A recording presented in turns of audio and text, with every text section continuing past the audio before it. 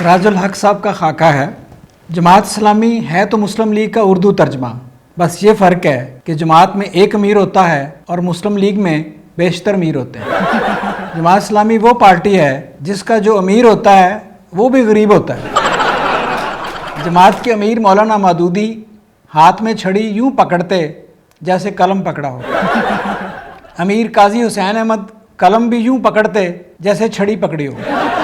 जबकि सराजुल हक वो अमीर हैं जो कलम और छड़ी के बगैर चलते हैं। दूसरी पार्टियों के कायद सर गर्म होते हैं, इनका सर गर्म होता ही नहीं है। इतने ठंडे हैं कि गर्मियों में भी इनके पास चादर लेके बैठना पड़ता है। लहजा ऐसा नरम कि सख्त गुस्से में भी किसी रेंद से पूछें कि तुम शराब पीते हो तो उसे समझ नहीं आएगी सवाल पूछ रहे हैं या दावत दे रहे हैं।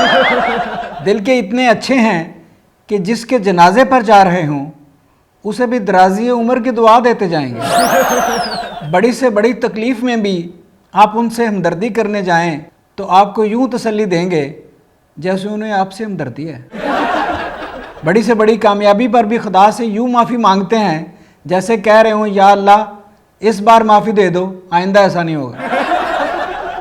सराजुल हक आपकी बात इस कदर तवज्जो से सुनेंगे कि बंदे का अपनी बात ख़त्म करने को दिल ही नहीं चाहेगा। सराजुल हक की सियासत होम्योपैथिक तरीका इलाज की बेहतरीन मिसाल है, जिससे कोई फ़ायदा नहीं होता तो नुकसान भी कोई नहीं होता। सराजुल हक बड़े साइंसी जहन के लीडर हैं।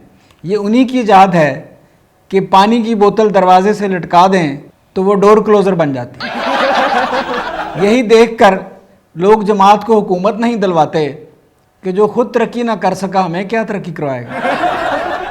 दूसरे लीडरों की सियासत माइक्रोवेव ओवन है तो सराजुल हक की सियासत रेफ्रिजरेटर, जहाँ कुछ ख़राब नहीं होता।